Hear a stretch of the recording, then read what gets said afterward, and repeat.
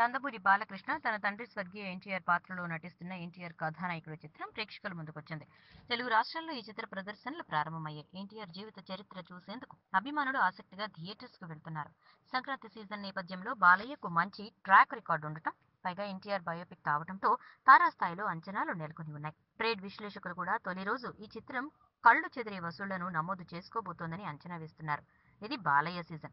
సంక్రాంతి అంటే బాలయ్య సినిమాలకు పెట్టింది పేరు. బాలకృష్ణ సంక్రాంతి బరిలో నిలిచిన ప్రతిసారి విజయం వరించింది. బాలకృష్ణ నటించిన నరసింహనాయుడు, సమరసింహారెడ్డి, లక్ష్మీ నరసింహ లాంటి చిత్రాలు సంక్రాంతికి విడుదలై తిరుగులేని విజయాన్ని సొంతం చేసుకున్నాయి. 2017లో బాలకృష్ణ నటించిన చారిత్రాత్మక చిత్రం గౌతమిపుత్ర శాతకర్ణి సంక్రాంతికి విడుదలై మంచి విజయాన్ని సొంతం చేసుకుంది. 2018 సంక్రాంతికి విడుదలై జయసింహ చిత్రం కమర్షియల్ సక్సెస్ సాధించింది. ప్రస్తుతం బాలయ్య ఎన్టీఆర్ కథానాయకుడు చిత్రంతో హ్యాట్రిక్ పై కన్నేశాడు.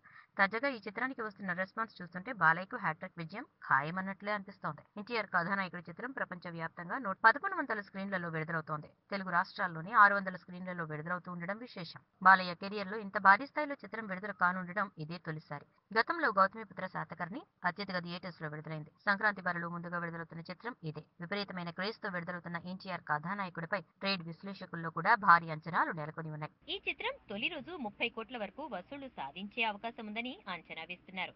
అడ్వాన్స్ బుకింగ్స్ కూడా బాగా ఉండటంతో ఎన్టీఆర్ కథానాయకుడు తొలి రోజు వసూళ్లపై ఆసక్తి నెలకొని ఉంది.